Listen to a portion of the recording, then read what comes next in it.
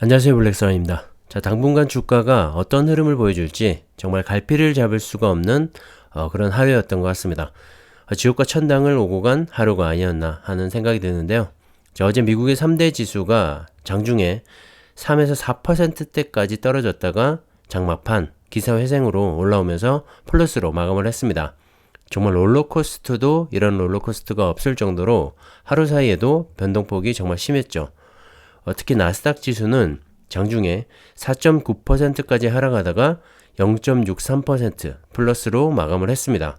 다우 지수도 0.29% 상승했고 S&P 500 지수 역시 0.28% 상승으로 마감을 했는데요. 최근에 정말 여러가지 악재를 겪으면서 힘을 쓰지 못했는데 어찌됐든 장막판에 힘을 내면서 상승 반전한 건 큰 의미를 부여할 수 있을 것 같습니다. 저가 매수세가 유비됐다는 말이고 약세장으로 접어들게 될지 아니면 조정장으로 마무리가 될지를 판가름해 볼 수가 있는 중요한 상승 반전이었다고 생각을 하고요. 이번 주에 중요 기업들의 실적 발표를 앞두고 있죠. 마이크로소프트와 테슬라, 애플 등 시총 상위 종목들의 실적이 발표가 되는데요. 좋은 결과가 나왔으면 좋겠고 FOMC 회의 결과도 시장에 우호적인 이야기들이 흘러나왔으면 하는 기대를 해봅니다. 사실 3월 달에 금리 인상과 함께 긴축 조정이 바로 들어간다는 루머도 돌고 있고 올 한 해 동안 연준이 6, 7차례 정도의 금리 인상을 할 것이다 라는 추측도 난무하고 있는 상황이죠. 그런 얘기들에 시장은 이미 조정이 들어오면서 선반영이 되고 있다고 생각을 하고요. 개인적인 생각이지만 FOMC 회의 이후에 시장 친화적인 얘기들이 나오고 주요 기업들의 호실적까지 겹쳐지면서 다시 한번 상승 반전에 성공하지 않을까 하는 생각과 기대를 해봅니다. 자, 올 들어서 하루 이틀 정도 빼고는 계속해서 내리꽂고 있는 것 같은데요. 자, 나스닥 지수가 올해 들어서 벌써 12% 넘게 하락세를 이어오고 있습니다. S&P 500 지수도 8%가 넘는 하락세를 이어가면서 전반적으로 좋지 못한 그런 장이 펼쳐지고 있는데요. 자, 그만큼 우리 같은 개인 투자자들의 시름 또한 깊어지고 있을 거라고 생각을 합니다. 자, 미국 시장이 이 정도면 우리나라 증시는 말할 것도 없겠죠. 자, 미정이 좋을 때도 디커플링이 되면서 조정과 하락을 이어갔었는데 또 이렇게 미국 증시가 좋지 못할 때는 커플링이 되면서 더 좋지 못한 그런 시장의 흐름을 보여주고 있습니다. 자, 보통 지수가 고점 대비 10% 넘게 떨어지게 되면 조정장에 들어가고 20%를 넘게 되면 약세장에 진입하게 되는데요. 자, 올해만 보면 나스닥이 12% 정도 빠진 거니까 이미 조정장 국면이죠. 좀 더 보수적으로 보는 전문가들은 지금보다 7% 넘게 더 떨어지면서 약세장에 들어갈 것이라는 그런 분석들도 있습니다. 자, 그렇게 되면 한동안 지지부진한 흐름을 이어갈 수밖에 없겠죠.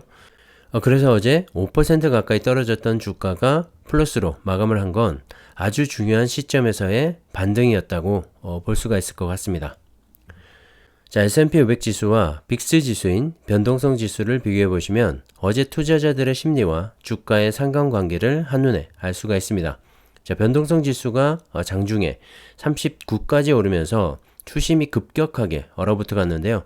자, 그 시점에 S&P 500 지수 역시 최저점을 기록하고 다시 반등에 성공을 하는 모습입니다. 자, 그래프가 반대로 움직이는 걸 볼 수가 있고요. 다행히 이 장 막판으로 갈수록 저가 매수세가 유비되면서 다소 안정세를 찾는 모습을 보여줬죠. 주가 지수도 플러스로 마감을 하면서 나름 해피엔딩으로 끝은 났는데요. 자, 중요한 건 지금도 미 선물이 빠지면서 하락을 예고하고 있다는 점인데 FOMC 회의를 앞두고 정말 변동성이 커지고 있는 그런 시점인 것 같습니다.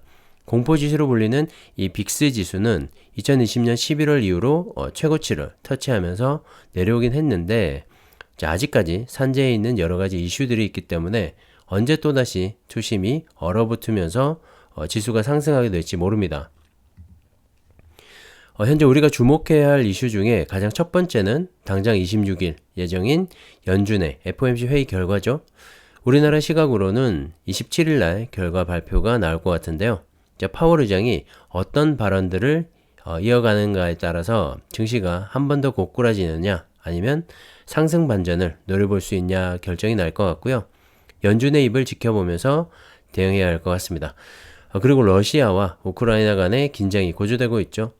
설마 전쟁까지 일어날까 싶긴 한데 최악의 경우라도 국지전 정도로 끝나지 않을까 생각을 합니다. 미국뿐만 아니라 영국과 호주 등 우크라이나 주재의 대사관 직원들을 철수시키기로 하면서 긴장은 더욱더 고조되고 있긴 하지만 쉽지는 않을 겁니다. 자, 미국과 유럽 국가들과의 관계도 있기 때문에 어느 정도 긴장 수준에서 마무리되지 않을까 생각을 하고요. 하지만 완전히 해결되기 전까지는 주가에 리스크로 존재할 수밖에 없기 때문에 앞으로도 신경 써서 지켜봐야 하긴 할 것 같습니다. 자, 그리고 가장 중요한 기업들의 실적 발표와 전망들인데요. 앞서도 말씀드렸지만 주요 기업들의 실적 발표가 이어지면서 시장의 분위기가 어떻게 바뀌게 될지도 한번 지켜봐야 할 것 같습니다. 개인적인 생각으로 세 번째인 이 기업들의 실적이 가장 중요할 것 같고요. 외부 환경이 어찌됐든 기업의 실적이 좋고 앞으로의 전망이 뚜렷하다면 분명히 상승을 할 수 있기 때문입니다. 그래서 실적이 가장 중요하다고 생각을 하고요. 미국 시장에 바로 투자하시는 분들은 SPY나 QQQ 그리고 SOXX와 같은 지수 추종 ETF에 투자를 하시겠지만 국내에도 상장되어 있는 미국 지수 추종 ETF를 통해서 좀 더 쉽게 접근해 볼 수가 있으니까요. 참고하셔서 안정적인 중장기 투자를 하셨으면 합니다. 타이거 미국 S&P 500, 타이거 미국 나스닥 100, 타이거 미국 필라델피아 반도체 나스닥과 같은 지수 추종 ETF가 있고요. 타이거 미국 테크 탑 10과 같은 나스닥 시총 상위 10개 종목에 집중 투자할 수 있는 ETF도 있기 때문에 각자의 투자 성향에 맞게 골라서 투자하시면 좋을 것 같습니다. 2차전지 관련해서 말씀을 좀 드리자면 현재 2차전지 배터리는 중국과 한국이 전세계 시장에서 70%가 넘는 점유율을 가져가고 있죠. 그래서 한국과 중국에 2차전지에 투자하라고 말씀을 드리는 거고요.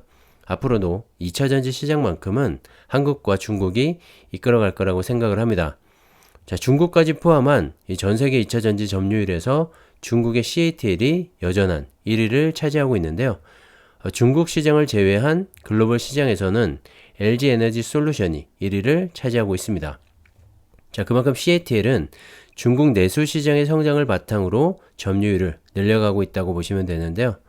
최근에는 유럽 시장과 미국 시장에도 진출을 고려하고 있죠. 유럽 시장에서는 이미 독일의 첫 번째 이 해외 공장을 증설 중에 있고 폴란드의 두 번째 공장을 질 예정이기도 한데요. 자, 미중 무역 전쟁으로 인해서 미국 진출은 쉽지 않은 상황이라서 유럽 시장 공략에 박차를 가하는 모습입니다. 작년 한 해 동안 유럽 시장에서의 점유율을 보시면 CATL의 성장을 한눈에 확인할 수가 있는데요. 2020년에는 10.3%의 시장 점유율로 5위에 그쳤던 CATL이 작년 한 해 동안 가장 높은 성장률을 보이면서 46.2%의 점유율로 1위를 차지한 LG 에너지 솔루션에 이은 2위를 차지했습니다. 17%까지 점유율을 늘린 건데요. 삼성 SDI와 SK온 등 국내 배터리 기업들을 제치고 단숨에 2위 자리까지 올랐다는 게 정말 놀랍기도 하고 앞으로의 성장성도 상당히 기대해 볼 만한 상황이죠. 자, 이에 질세라 LG 에너지 솔루션 역시 오늘 27일 상장으로 12조 7,500억 원의 재원을 마련하게 되는데요. 폴란드 법인 등의 1조 8,400억 원을 투자해서 캐펙스를 늘리기로 했죠. 생산 능력을 확장을 하는 겁니다. 유럽의 신규 생산 거점을 확보해서 글로벌 점유율에서 CATL을 압도하겠다는 심산인 것 같고요. SK온 역시 미국에 이은 유럽에서도 포드와의 배터리 합작 공장 건설을 추진하고 있고 헝가리의 자체 1공장에 이은 2공장도 곧 가동을 시작할 예정이라고 합니다. 삼성 SDI도 헝가리의 1공장에 이은 2공장을 질 예정이라고 하니까요. 앞으로 이 유럽 시장에서의 점유율 경쟁이 정말 치열해질 것 같습니다. 하지만 한 가지 중요한 건 어찌됐든 2차전지 배터리는 한국과 이 중국이 점유를 해가고 있고 이끌어가고 있다는 사실이고요. 신성장 산업의 출현인 만큼 꾸준한 투자로 높은 수익까지 기대해 볼 만할 것 같습니다. 최근에 2차전지 관련주들의 깊은 조정으로 인해서 힘들어 하실 것 같은데요. B2가 아닌 여유 자금으로 보다 긴 호흡으로 접근을 한다면 분명히 좋은 결과가 있을 거라고 생각을 하고요. 투자라는 건 그렇게 하는 게 맞다고 생각을 합니다. 참고하시고요. 오늘은 여기까지 하겠습니다. 감사합니다.